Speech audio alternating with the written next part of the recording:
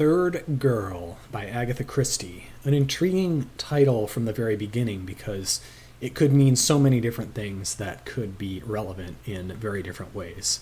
I've heard so much about how after a certain point in the Poirot series, which I'm almost definitely at by this point since there's like 4 books left in the whole series, everything just starts to go downhill, but so far it hasn't really been as dramatic as I expected, which is great.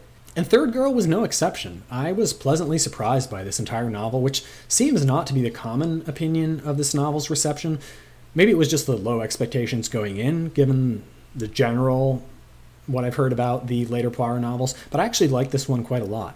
I mean, definitely some of the charm and the novelty of Christie's style has worn off. I'm finding myself wanting to move on to other writers a bit, alongside the completionist in me at the same time wanting to finish off at least Poirot, if not all of Christie's work. And certainly some of the latest novels have fallen flat. But in my opinion, there were some good ones, and there were some duds all along the way. The dud density has maybe just slightly increased by this point. First of all, Third Girl really has a strong start. None of these, litanies of character introductions that we sometimes get. Instead, we immediately start with an intriguing situation. A woman walks into Poirot's flat, tells him she needs his help because she may have done a murder, but then abruptly seems to change her mind and walks away saying he's too old. Now that's how to start a novel and get people interested. I'll definitely admit that Third Girl doesn't have the same enticing setting of a Death on the Nile or Murder on the Orient Express or a Peril at End House or 3-act tragedy even. Still, our transitioning back and forth between various locales in London, including what you can imagine to be this bland apartment building with little personality, but that is sort of its personality. And then on the other hand, this village estate where some of the other suspects are living. I still found this a lot more fun of a setting than many of the Poirot novels I've read lately. It actually kind of reminded me of the Miss Marple novel, The Body in the Library, in that element of the setting, the fact that it's going back between London and a country estate. Although that one was probably one of my favorite Agatha Christie mysteries in quite a while, and I don't think this one was quite up to that level. I guess Christie's also taken a lot of flack. I'm not sure at the time it was written if this was true or if it's just readers nowadays looking back at her work, for her attempts to portray 60s culture and youth in a way that didn't ring true for many readers. And okay, I'm not abundantly familiar with this cultural movement either, other than in its stereotypes, but this whole portrayal of it definitely felt knowingly superficial to me. It didn't come across to me so much like Christie was trying and failing to write an ethnography of the hippie. This isn't a Joan Didion essay. This is just including these modern cultural trends in her work to make it feel modern and set it in the time in a way that admittedly felt mostly like a caricature. And this was fine for me, but I can also see why some readers might dislike how Christie feels dismissive of these misguided youths, or at least her more sympathetic characters like Poirot and Ariadne Oliver are quite dismissive of these youths. So I wouldn't really say that these attempts at including 60s culture added anything meaningful to the book other than as a way to work in potentially drug-induced behavior and motivations of some of the main characters as main plot points. Still, I also wouldn't say that Third Girl is stylistically lacking because I found the plotting and the action in this one quite good. This, in fact, was for me the most solid mystery plot in quite a while. I'd say at least since After the Funeral, but maybe even going back as far as Sad Cypress, Five Little Pigs, Evil Under the Sun, that era. Similarly, while a lot of the recent Poirot novels have been of this type where, love it or hate it, Poirot is basically relegated to the side notes and consulted by occasion by the real main characters, here Poirot is once again front and center as the real main character, along with his wonderful partner in investigation, Ariadne Oliver, who's really showing up quite a bit more often in these books to salvage them later in the Poirot series, and who for me never fails to bring the novel up a few points, at least in my regard. We once again get to observe Poirot assessing the scenario with order and method, and in this novel we also really get to see him reckoning with his age, and the fact that if he was almost forgotten by the mysterious affair at Styles at the beginning of this whole series, now he's really just a thing of the past. Now, I will admit that some of the peripheral characters were not exactly the most interesting characters, but again, I don't know, I just don't come to expect great characters in a Christie novel, like it's a bonus if the characters are really interesting. I mostly just come for a good mystery with decent characters, and for me these were decent characters. Not great, just decent.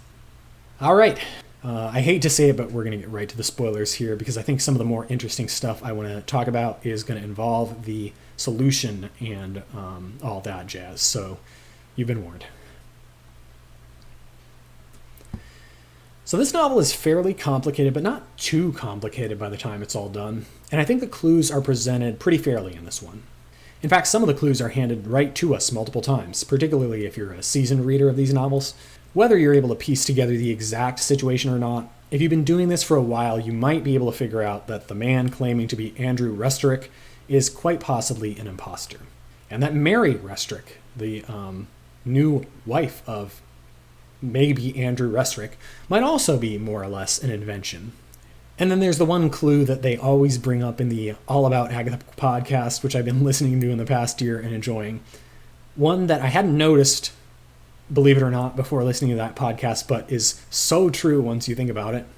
If someone is mentioned to be an actor, this is the biggest red flag you can possibly get in a Christie novel, with very few exceptions. So when Frances, at one point in the middle of the novel, I think at David's art studio, is likened to an actress, my alarm bells started going off that this girl must be the one pretending to be Norma's stepmother, Mary Restorick. And yes, that is exactly the case. Still, picking up these clues and piecing them together are two different things, which is why I appreciated this interlude, almost coming across as a sort of sympathy for the reader, in which Poirot reflects on how there are so many related facts, but it doesn't make sense how all of them could be related by pure coincidence.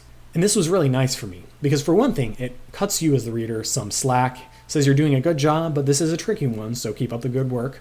And it also sort of makes a promise to the reader, saying, look, if you think there are too many coincidences here, like in some of my other books,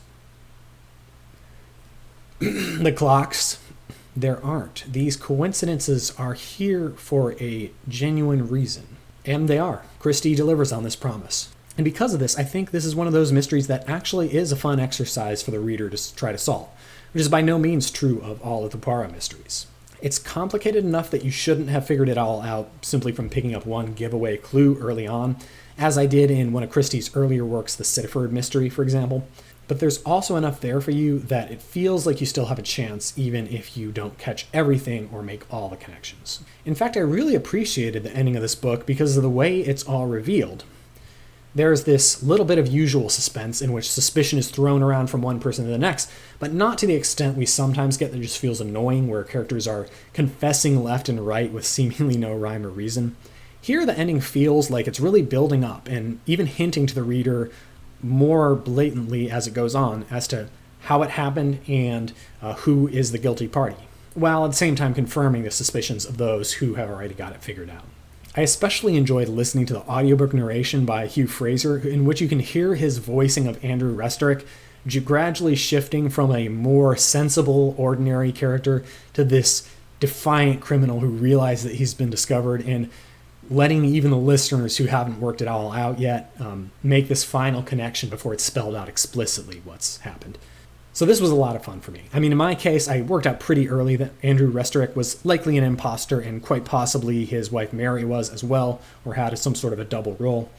And then my suspicions fell more on Frances than Claudia because of the line of how Frances seemed sort of like an actress, which is not really a fair reason to be suspicious, but also because it was revealed early on that she went to parties with drugs and thus would have had easy access to the drugs that seemingly must have been administered to her delusional roommate Norma. The part that took me a lot longer to figure out, though, was this whole part about the woman falling or jumping out of a 7th floor window. I did figure it out a little while before it was explicitly spelled out that this was the woman who could recognize the real Andrew Restorick. But again, this is one of those situations where Christie did an excellent job of revealing things increasingly more obviously, a little bit at a time, to give everyone a chance, even me, to feel smart before that final reveal. So maybe not everything about this novel was stylistically perfect, but I'll maintain that from a mystery writing perspective, this was some top-notch work. There was one element that Christie added just to muddy the waters a bit, but I thought was not really interesting, well done, or helpful. And that's this potential espionage plot in which some compromising papers were stolen, allegedly, from Sir Roderick's desk, perhaps suggesting that maybe Claudia has taken them to protect her father, the politician, or that this assistant girl, Sonia, has stolen them to deliver to an enemy of state. though we can pretty much rule out that possibility because it's the one that everyone keeps talking about nonstop. The reality is worse, though. The reality is that he actually just lost the papers and was making a big deal out of nothing just to complicate the book. I understand how sometimes you have to add in some intersecting side plots to confound the main plot, but in this case it felt like a very self-serving side plot. Like, it wasn't very interesting, and the answer to it was even less interesting. And there was just no need to include this to make the story more confusing, I guess. As for how realistic the mystery plot is, personally I was pretty fine with this one, and I think this highlights that there are certain ways of being unrealistic that I personally don't mind so much, and that other ways of being unrealistic I mind a lot. And different people have different preferences about realism in these novels. I think I've noticed one element that stretches a lot of people's credulity, but I usually just let slide, is when someone is in disguise and isn't recognized, even by people who really should know the person. And like, one of the most heavily criticized instances of that is, actually I'm not going to say which Christie novel it is because it kind of spoils things if you hadn't read it, but if you know, you know. A certain plot element in that book involving an imposter character is enough to just ruin that mystery for many people, whereas in that book I kind of just laughed at it and thought, yeah, only in a mystery novel. Now in this case we have Andrew Restrick, who isn't recognized by a lot of people. And here I think in every case that this happens, there's a good reason for the person not to have recognized him. Because we do get testimony from his daughter that he's not the same as the father she knew many years ago, for example. And similarly throughout the novel, there are plenty of clues and plausible explanations as to why Andrew, not really Andrew, is able to get away with pretending to be Andrew. I really buy that the people he's interacting with wouldn't be well equipped enough to call his bluff. Maybe harder to believe is the notion that Frances, aka Mary Restrick, could be acting both as Norma's stepmother and her roommate, whether Norma's under the influence of drugs or not. And this is one of those things where I just let it slide, particularly as it's alluded that Frances isn't around much and doesn't interact much with other flatmates. But I see how this can stretch belief for many readers. Others have also criticized the exact effects that these particular drugs had on Norma, that this wouldn't be enough to convince her that she'd done a murder, or even that these particular drugs that were mentioned don't act in the way that Christie seemed to think they did. I'm also willing to let that slide because I'm not usually one to pay close attention to the exact pharmacology or toxicology of the different poisons in these books that the murderers use. Although for some readers this can be a major clue, so I understand why that would be a little frustrating for some. Also, though, just the fact that it's clear she's being drugged in the abstract and that it's making her delusional makes it for me less important what exact drug she's being given and whether LSD will really make you think you've killed a person. I just took it as a given that there must be some drug that is making Norma behave this way, even if it's kind of a fictional drug, and that's what they're using here.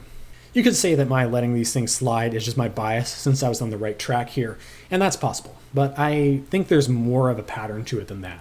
People being slightly easier to manipulate than usual, or poisons not working the exact way they're supposed to. These are details that I guess are just fine and expected for me under the genre, though for some people I understand they're not fine. By contrast, I'm usually quite annoyed when there's a lot of unexplained coincidence, because I think coincidence is usually a clue. In the previous novel, Clocks, there were some egregious coincidences that were just there for no reason at all. But in Third Girl, I think pretty much all the coincidences I noticed were explained or could be explained by the end. For example, how is it that Frances just happens to walk into the apartment at the exact time that Norma is there holding a knife?